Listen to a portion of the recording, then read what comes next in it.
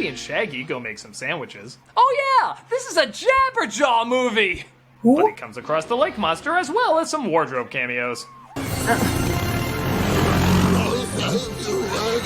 Scooby saves Shaggy from the repeated footage and, well, can't act like you didn't see this joke coming. Hey, not bad. Would you fuck me? I'd fuck me. They can't find Velma and they presume the monster kidnapped her because this is such a good mystery. But they find her later on the beach. She's dead! Oh, I can't look! Guys? You can stop sucking my teats now. She's fine for the moment, but a ton of warts are seen on her hand, which can only mean one thing. Absolutely nothing. Blue's Clues had more gripping mysteries than this. You think the monster's real and someone's using it to dig up something on the grounds? Yeah. Problem is, we don't have a single clue about who's using it. Well, that's strange. If only we had some kind of clue. Diablo mia corpo! Not with a blood-hungry monster on the loose that can strike at any moment. This seems as good a time as any to ask Velma on a date. Shaggy, you know what? I will go on a date with you tonight. Don't do it, Velma! He's got more diseases than a jar on Dr. Mario! And he doesn't do it doggy style.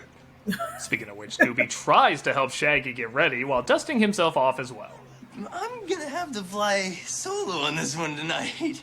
Rolo? I know that's a change of pacing, how you've been MIA for almost all my scenes, but I'm sure Sandy Duncan needs your help or something. Scoob is, of course, crushed. And is Scooby-Doo a vampire? Look, he's got no reflection, dude. What the... That absolutely nothing has changed as Velma puts on her finest candy necklace and Shaggy lets out all the classic one-liners. I like corn dogs. Whatever's wrong with you is no little thing. I want this night What? to be perfect.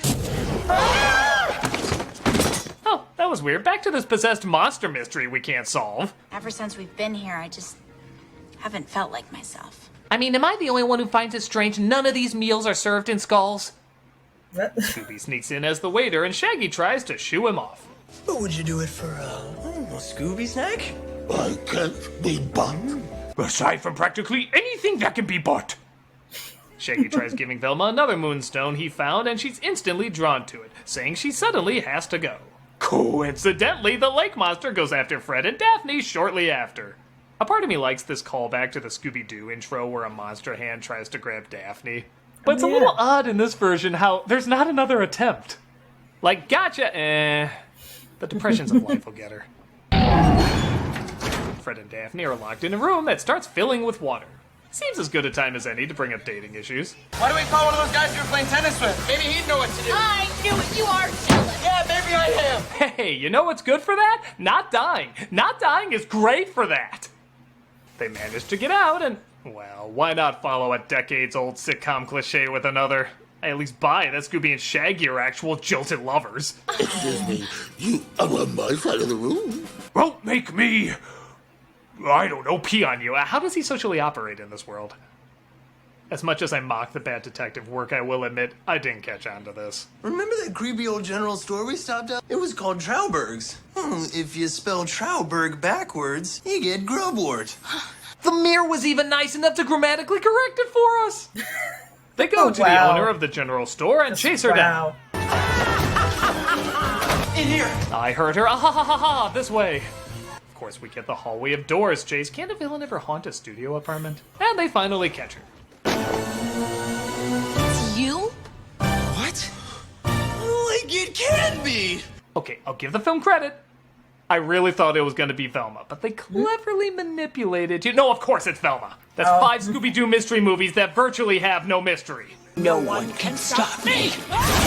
She disappears, and the store owner explains that she's possessed by the spirit of the witch. My first love, and she's turned into an evil witch. Join the club. Dude, she's right It there. cut just before Daphne shanked him. Everyone is amazed that they couldn't figure out it was Velma. Admittedly, it does take a special brand of barrel-aged stupid.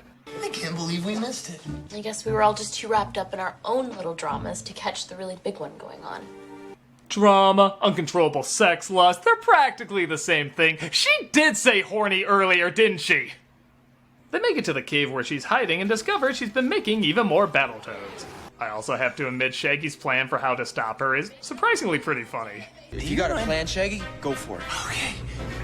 Velma Daisy Dinkley, you stop that this instant! That was literally Dumb it. mother- It's so brain dead, I legitimately laughed my ass off at it. The frogs hunt them down, but Scooby does the old paint tunnel on the wall routine. You know, if I was a humanoid amphibian brought to life for a few minutes by a supernatural entity, I'd fall for that too. Run! Run! Goddamn, Fred! Jesus, Fred! Damn, Fred! You juiced with Lance Armstrong before coming here? What's going on? Yeah, goddamn. Not the dark, but the light. Shaggy figures out how to win Velma back by singing her favorite song, Light of the Silvery Moon. What? No! Don't you hate it when someone sneezes on the effects before they go live? Wicked witch. I would have gotten away with it! If it wasn't for you meddling kids and your rotten dog! Ironic, seeing how there's no actual kids or dogs in this movie at all. Shaggy, just kiss me already. Shaggy saves Velma, they defeat the monsters together, and they share an epic kiss. All clear signs it's time to break up. I don't know too much about chemistry. I do. There just wasn't any. I think that was the writer's note on the script. They just forgot to edit out the pointless romance with it. Maybe we're just better off being friends. You know what? Maybe we all are. It's like what they said at the end of Princess Bride. Yeah. To show his thanks, Daphne's uncle gives them a giant check, and yeah, that got a little giggle out of me. And we end on where the real romance of this movie lied. Don't worry, Scoob. No matter what happens, I'll always be here for you. Oh, Shaggy. Let's do butt stuff tonight. Let's do butt stuff tonight. We end on a music video in different styles because we never did settle on a tone. See Michael Berryman from Hills Have Eyes because why not? And the true mystery finally begins. Did Nichelle Nichols just walk by the set or what? Why was she in this? And that was Scooby-Doo, Curse of the Lake Monster. Honestly, it's one of this guy's better films. What?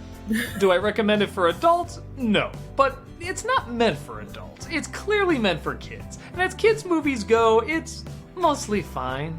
A couple jokes get a laugh, the groaners don't make you groan too hard, it looks like everybody's having fun, and even the effects for a 2010 Cartoon Network TV movie are surprisingly better than you would expect. There's a lot of clumsy stuff that doesn't make sense, but it knows what it is. A small TV movie based on a cartoon for little kids. And as those go, this is passable enough. Not high praise, but given the live-action films we've gotten in the past, even medium praise is quite the achievement. I'm a nostalgia critic guy, remember, so you don't have to. Uncle Thorny, this is the gang.